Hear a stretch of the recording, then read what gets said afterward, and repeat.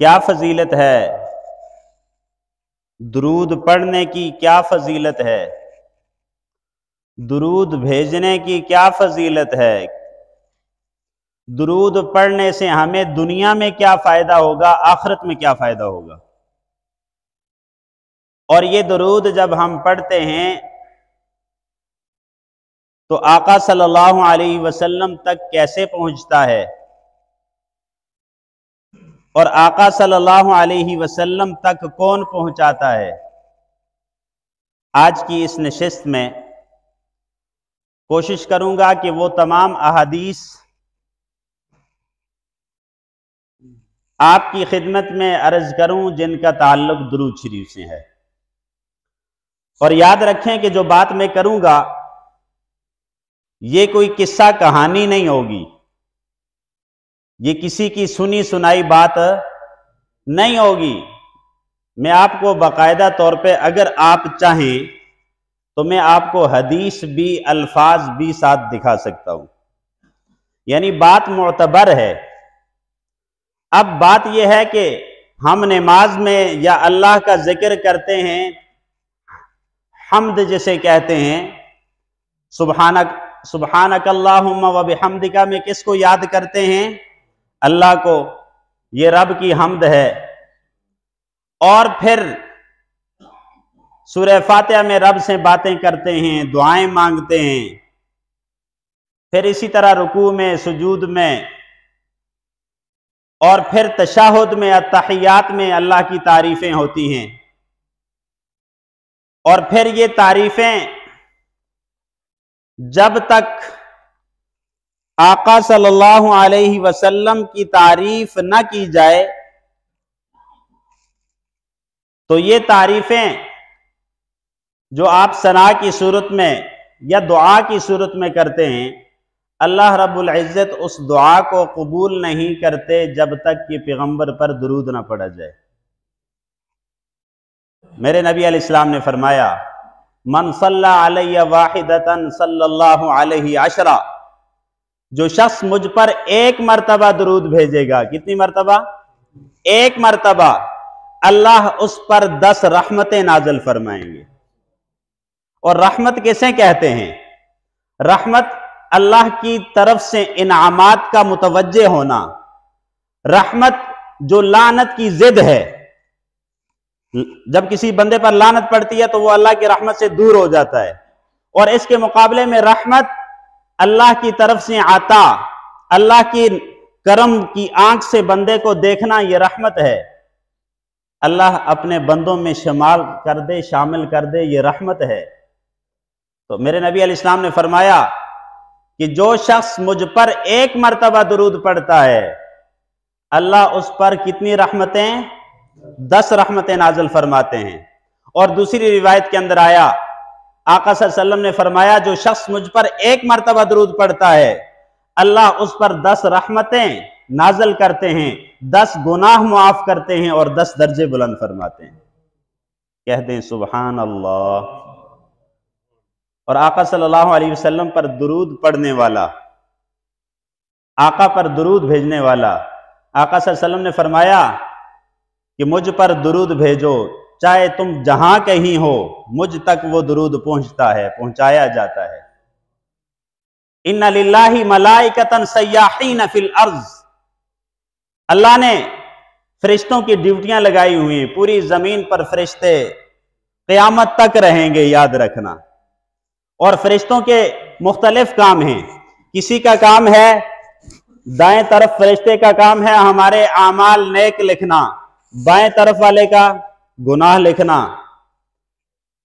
और कुछ फरिश्तों की ड्यूटियां हैं कि ये नबी सल्लल्लाहु अलैहि वसल्लम पर दुरूद पढ़ेंगे, लिल्ला में बैठ के पढ़ेंगे, पाकिस्तान में बैठ के पढ़ेंगे, आका सल्लल्लाहु अलैहि वसल्लम तक वो फरिश्ते पहुंचा देते हैं। आपको बात समझ आ रही है ना? तो बल्लिगुनी, मुझ तक पहुंचाए जाते हैं। और जहां कहीं से भी तुम पढ़ो, दुरूद मुझ तक पहुंचता है, आका सल्लल्लाहु अलैहि वसल्लम तक दुरूद पहुंचता है, पहुंचाया जाता है। और फिर अगर किसी को अल्लाह रब्बुल इज़्ज़त तौफीक देता है कि वो रोज़े रसूल पर हाजिरी देता है, तो आका सल्लल्लाहु अलैहि वसल्लम ने फरमाया कि जो शख्स मेरे रोजे पर हाजिर होगा वो मुझ पर दुरूद पड़ेगा, मैं खुद सुनूंगा। दूर से फरिश्ते पहुंचाएंगे, करीब से आका खुद सुनते हैं। और ये सिर्फ आका सल्लल्लाहु अलैहि वसल्लम जब मौजूद थे दुनिया के अंदर, आका सल्लल्लाहु अलैहि वसल्लम पर सहाबा दुरूद सलाम पढ़ते थे। पढ़ने का तरीका भी बताया, वो भी बताऊंगा। और वो तरीका क्या था? साहबा ने पूछा, या रसूलल्लाह, हम आप पर सलाम पढ़ते हैं, दुरूद कैसे पढ़ें? तो अल्लाह के नबी सल्लल्लाहु अलैहि वसल्लम ने फरमाया, क़ुलू अल्लाहुम्मा सल्लि अला मुहम्मद व अला आलि मुहम्मद कमा सल्लैता अला इब्राहीम व अला आलि इब्राहीम इन्नका हमीदुम मजीद। आप नमाज के अंदर भी जब पैगम्बर अलैहिस्सलाम पर दुरूद भेजते हैं तो आप कहते हैं, ए अल्लाह, आप दुरूद भेजें, आप रहमत नाज़िल फरमाएं, आप निस्बत अल्लाह की तरफ करते हैं। या अल्लाह, मेरी जबान गंदी जबान, मैं इस काबिल नहीं हूं कि मैं उस जात पर, उस पाकीज़ा जात पर, पैगम्बर इनक़िलाब पर, पैगम्बर दो जहां पर मैं एक अदना सा बंदा, मैं दुरूद भेजूं? ए अल्लाह, अल्लाहुम्मा सल्लि अला मुहम्मद, आप दुरूद भेज दें। या अय्युहल्लज़ीना आमनू सल्लु अलैहि व सल्लिमू तस्लीमा, ए ईमान वालो, दुरूद भेजो, हुक्म है।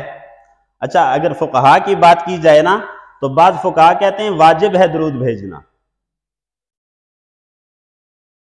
और दुरूद भेजने के लिए कोई वक्त खास नहीं किया, किस वक्त दुरूद भेजना है। आम हालत में जब चाहें दुरूद भेजें। एक और हदीस सुनाने लगा हूं। एक सहाबी हजरत उबई इब्न काब रजी अल्लाह तआला अन्हु आका से कहते हैं, या रसूलुल्लाह सल्लम, मैंने दुआ के लिए कुछ हिस्सा खास कर रखा है, दुआ के लिए,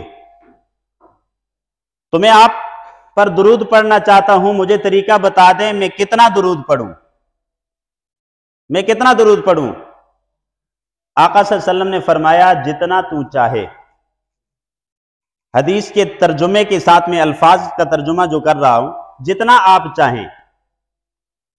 तो सहाबी ने कहा, या रसूलल्लाह, चौथाई हिस्सा जो मैंने वो मखसूस वक्त रखा है, उसमें से चौथाई हिस्सा में दुरूद पढ़ूं?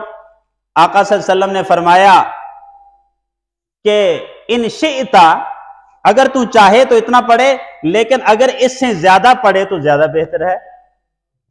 साहबी ने कहा, या रसूलल्लाह, फिर 2 हिस्से पढ़ूं?